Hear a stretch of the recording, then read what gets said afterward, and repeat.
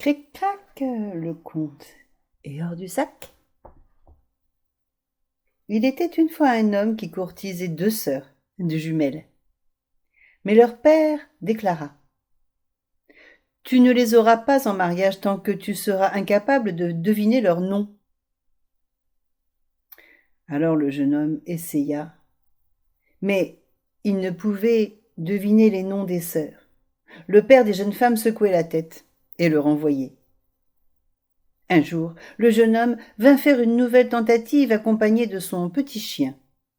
Le chien vit que l'une des sœurs était plus jolie que l'autre et que l'autre était plus douce. Aucune ne possédait toutes les qualités, mais le petit chien les aimait bien, car elles le gâtaient et elles étaient gentilles avec lui. Le jeune homme échoua encore à deviner leur nom ce jour-là. Il rentra chez lui, dépité. Mais le petit chien, lui, retourna à la case des jeunes femmes. Il glissa une oreille par en dessous et entendit les sœurs qui, en gloussant, vantaient la beauté du jeune homme. Tout en parlant, elles s'appelaient par leur nom, et le petit chien les entendit. Il courut à toute vitesse le dire à son maître. Mais en route, une bonne odeur lui parvint de la brousse. Un lion avait abandonné près du sentier un os énorme, encore tout plein de viande. Sans hésiter, le petit chien se mit à faire un festin jusqu'à ce qu'il ne reste plus la moindre parcelle de viande sur l'os. Soudain, il se rappela ce qu'il avait à faire, mais voilà, il avait oublié les noms des jeunes femmes. Il revint donc auprès de la case des jumelles. Cette fois, la nuit était tombée. Les jeunes femmes s'enduisaient les bras et les jambes d'huile et se préparaient pour une cérémonie, semblait-il. De nouveau, le petit chien les entendit s'appeler par leur nom. Il bondit de joie et fila sur le chemin qui menait à la case du jeune homme. Mais en route, une odeur de noix de muscade vint à ses narines. Le petit chien adorait la noix de muscade. Il quitta le sentier et fila jusqu'à un tronc d'arbre sur lequel une jolie tarte à la noix de muscade fumait encore. La tarte fut bientôt terminée. Le petit chien reprit le chemin de chez lui avec une haleine parfumée à la noix de muscade et un ventre bien rempli. Or, tandis qu'il essayait de se rappeler le nom des jeunes femmes, il s'aperçut qu'il les avait encore oubliées. Alors il se rua de nouveau vers la case des jumelles, et cette fois, elles s'apprêtaient pour leurs noces. « Oh non !» pensa le petit chien, « il n'y a plus de temps à perdre !» Et lorsque les sœurs s'appelèrent par leurs noms, le petit chien mit ces noms dans un coin de sa tête et fila, bien résolu cette fois à ce que rien ne l'arrête avant qu'il ait pu donner au jeune homme les 2 noms si précieux. Il aperçut bien sur le chemin du petit gibier fraîchement tué, mais il l'ignora.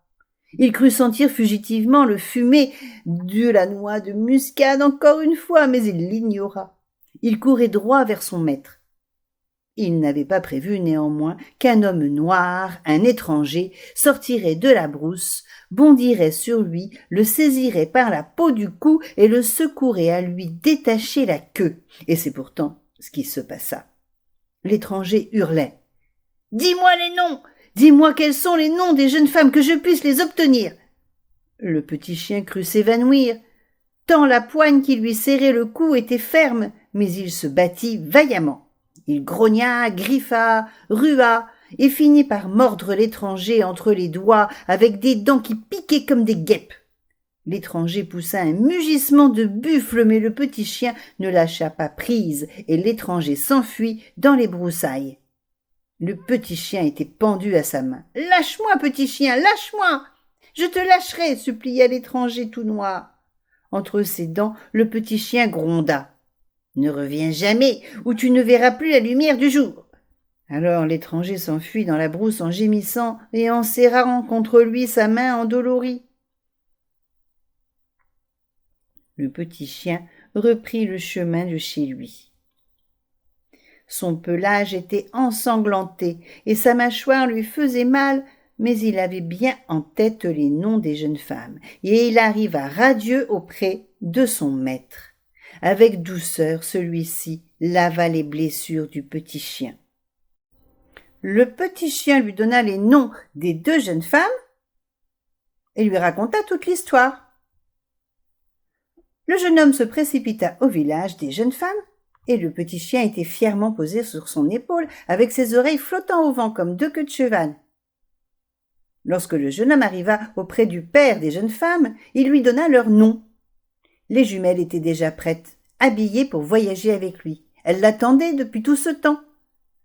C'est ainsi que ce jeune homme obtint 2 des plus belles jeunes filles du pays de la rivière, et tous les 4, les 2 sœurs, le jeune homme et le petit chien, vécurent en paix très longtemps.